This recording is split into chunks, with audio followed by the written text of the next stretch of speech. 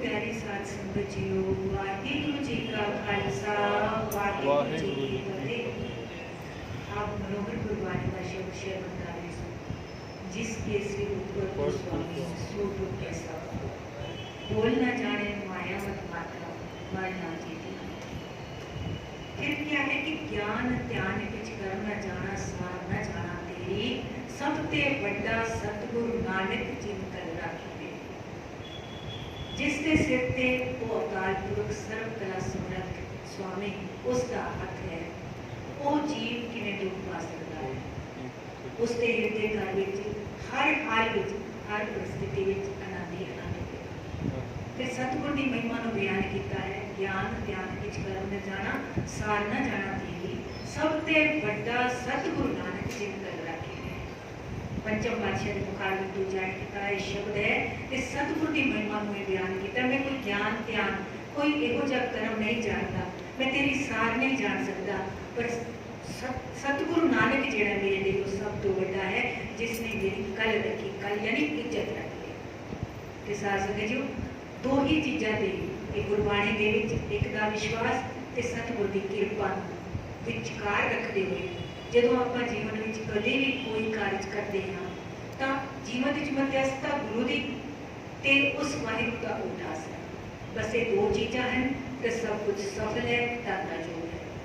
ਅਰਦਾਸ ਜੋ ਡਾਕਟਰ ਜਸਵੰਤ ਸਿੰਘ ਨੇਗੀ ਜੀ ਦੀ ਪੁਸਤਕ ਵਿੱਚੋਂ ਆਪਾਂ ਮੁੱਖ ਆਧਾਰ ਉਹੀਓ ਲਿਆ ਹੈ।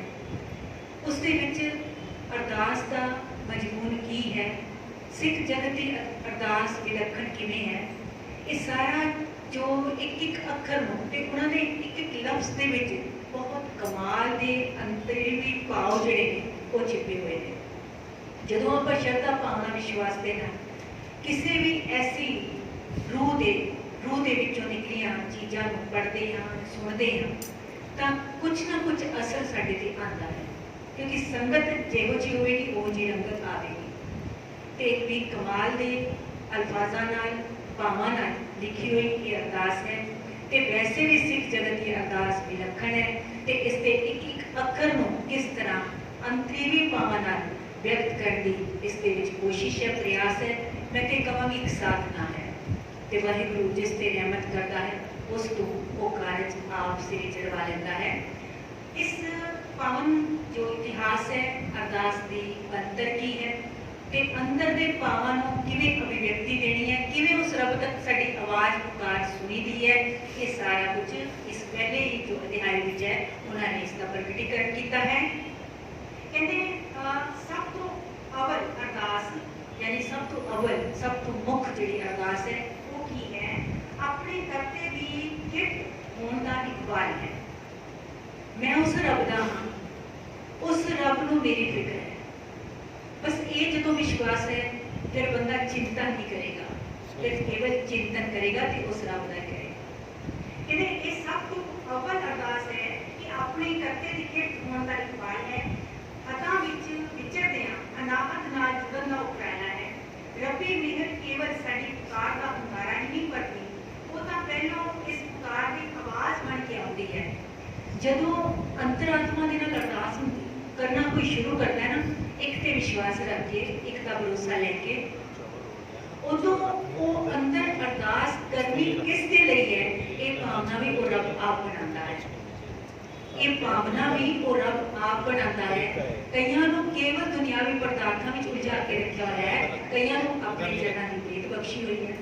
वो दर तो इस दर ते आके उस वाहिगुरू के अगे अयो ही अरदास कर रहा है, मैनूं ये चीज़ चाहिए, ये चीज़ चाहिए। उसकी वेट जी लिस्ट है वो बहुत लंबी है। हुण उसका कोई बस नहीं है, रब ने उसको उस पासे जोड़िया होया है, इसे अर्थां विच गलतान किया होया है कि कुछ हैं जिहड़े केवल उस रब जी नूं मंग रहे हैं भी साडा जिहड़ा चित्त है वो चित्त का जुड़ाव जिहड़ा है ये वाहिगुरू तेरे चरणा में बणिया रहे। ये भी उसकी मेहर है जिसको इस पासे की अरदास में जोड़िया है। यानी केवल अल्फाजा की गल नहीं है, ये भावना अंदरों पुकार ये भी तो उसे दी बख्शिश है। वो किस तरह की अरदास जीवकुल कराता है कि समझाया है कि इस तरह वो इस पुकार की आवाज़ बन के आती है। ये मैं रहमत ही ता साडे अंदरों अरदास बन के निकलती है। अरदास रब नाल गोष्ठी है, संवाद है। जिवें कहा है गुरु नानक पातशाह ने, जब लग दुनिया रही नानक कित सुनी किच कही।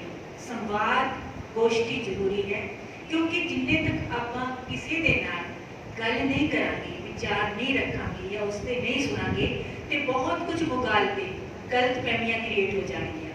इसलिए कुछ अपने दिल की कह देनी चाहिए, कुछ उन्होंने सुन लेनी चाहिए। इसलिए गुरु नानक पातशाह ने संवाद ही रचाया, जिथे ही गए ने गोष्ठियां कीतियां ने, संवाद किया। ते इस संवाद की बख्शिश सदके बड़िया सारिया गुरु नानक के समय ते समझ लो सारिया ही जी मुसीबत सन उन्हों का हल हो गया, सारिया जड़िया परेशानियां सन उन्हों का समाधान मिल गया, नहीं तो परेशानियां बढ़ती ही जाती।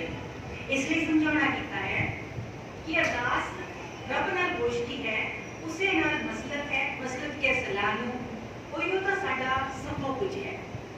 जिस वेले सब कुछ साडा वो है, वो माता पिता है, भाई बंधु है, इसमें एक एक अल्फाज जो साडे दुनियावी रिश्ते ने ना, वो सब नू रब नाल जोड़िया है।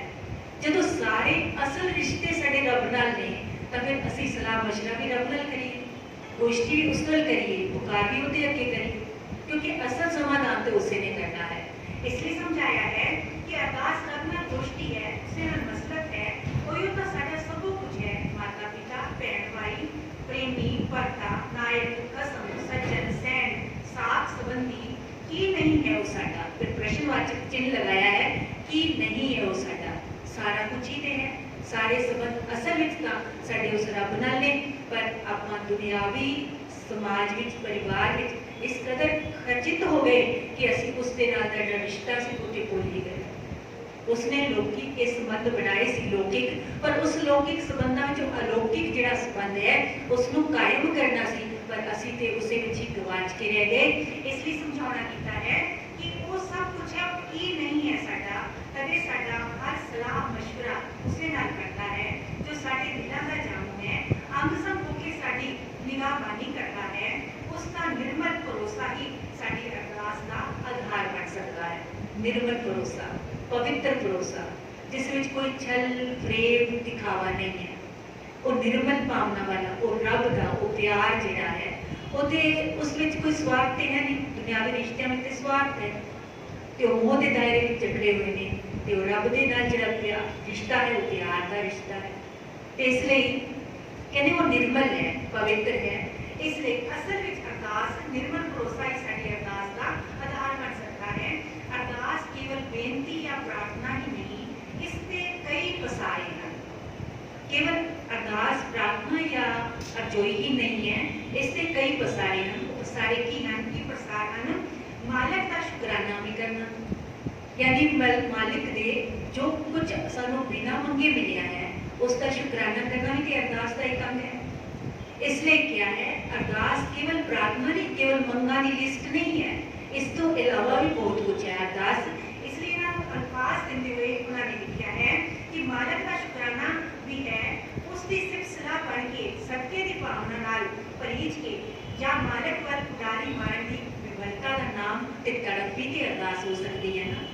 यानी केवल ये नहीं कि आप जन्मे उदों तो लैके या साडे जन्म तो पहले साडे पिता माता पिता ने जो अरदासा कीतियां साडे वास्ते, एक बच्चा फिर बच्चा लायक, उसकी पढ़ाई, उसकी नौकरी, उसका कारोबार, उसका ब्याह, उसके बाल बच्चे, ये सारा सिलसिला तो चलता रहा। तो फिर उयो कुछ आप रिपीट करना शुरू कर दिता, इो चलता रहा, सारा जीवन इससे विच खत्म हो गया, खचत हो गया। तो इस तो इलावा भी कोई जीवन का मकसद सी, एक किसी बिरले को समझ आई। उसे भी प्रथाएं समझाया है कि एक शुकराना भी है जो रब ने कितनियां दातां बख्शियां, अणमंगियां भी बख्शियां ते मंगण ते भी बख्शियां, उन्हां दा शुकराना भी ते अरदास ही है।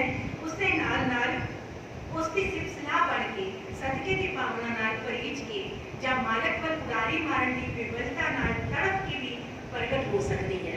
ये कदे कदे साडे मन विच ये भी तां आवे जिन्हों क्या ना बिरहा बिरहा मत कहो, बिरहा तू सुल्तान, बिरहा नूं सुल्तान कहा कि भी जिस तन विच बिरहा नहीं उपजदा, विछोड़े की पीड़ा ही नहीं है, ते ओते कहते उस शरीर नूं, उस रूह नूं कहते उसनूं ते तुसीं शमशान समझो, वो तो मृत समान है।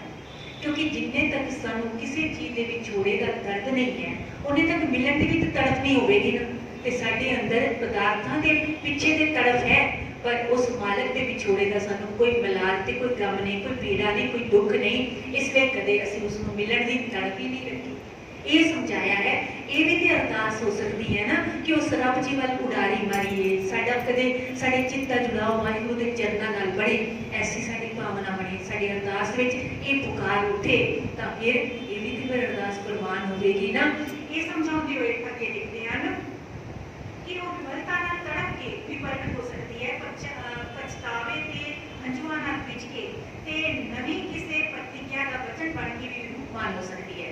पछतावा यानी जीवन विच जाने अनजाने साडे कोल कितनियां गलतियां गुस्ताखियां हुंदियां ने, उस दे प्रति पछतावा ते उस पछतावे विच पिछ के असल विच अंदरों हंझू निकल आने, यानी कि अंदरों पता लगे कि हाँ इत्थे मेरे तो गलती हुई है ते उस गलती को कबूलते हुए ते कई बार अनजाने विच हो जाती है, उस दे लिए भी उसको कबूलते हुए वाहिगुरू जी अगों क्षमा याचना करना ते फिर ये कहना वाहिगुरू जीओ अगों तो सानू सुध बुध बख्शो, सानू सुमत बख्शो, विवेक बुध बख्शो कि साडे कोल अनजाने विच भी भुल के भी कोई भुल ना होवे, गलतियां ना होण, है ना। तो इस तरह की भी ये भी तो अरदास हो सकती है, ये भी तो तड़फ हो सकती है साडे अंदर। इस तरह की तड़फ भरी अरदास कहंदे ने हजारां वारी हसण दे नाल, कहंदे ने एक बार उस वाहिगुरू दी याद विच एक अथरू बहा देना, कहते वो हजारों बारी हसन तो भी ज्यादा जो है वो लाभदायक है,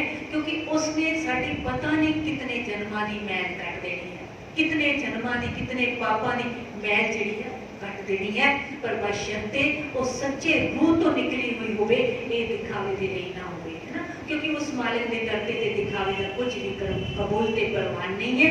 इसलिए समझाना कीता है रूपमान हो सकती है बोलना नाल, इसका विचित्र संबंध है।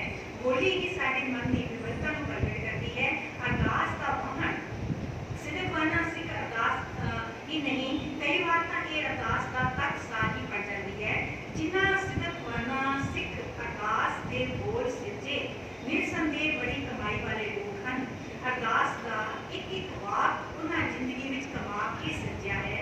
जितना सोना उन्होंने जीविया, जितना सोना उन्होंने जीविया, असल में उन्होंने जीवन इतना सच्चा सुच्चा सी, इतना सोना सी, उतना ही उतनी सुहर्दता के नाल वो छलकदे उन्होंने वाक हैं। यानी जिवें आपां अरदास करते हैं ना कि बंद बंद कटाए, खोपड़ियां लवाइयां, सिक्की सिदके सौ सुआसा नाल निभाया, हुण इत्थे कदे भी सिमिलर शब्द नहीं आया। हुण एक दा सानूं पता है भाई तारू सिंह जी ने खोपड़ी उतरवाई सी, भाई मनी सिंह जी का पता है कि उन्होंने बंद बंद कटवाए सन।